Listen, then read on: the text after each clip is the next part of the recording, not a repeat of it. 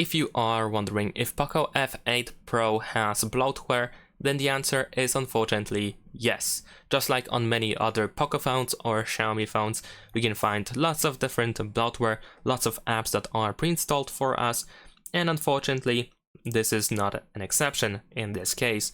We can find, for example, AliExpress, Amazon Music, some games over here, Booking.com, and so on and so forth. Many different things that are pre-installed for us without any consent, really.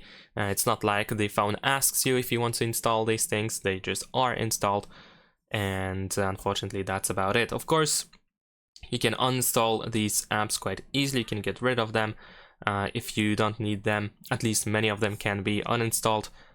And in addition to that, many apps that we have over here, many Xiaomi or POCO apps, like let's say the security app or the themes app and so on and so forth, these apps also contain ads, which thankfully most of the time can be disabled, but still it is quite annoying that they exist on the phone.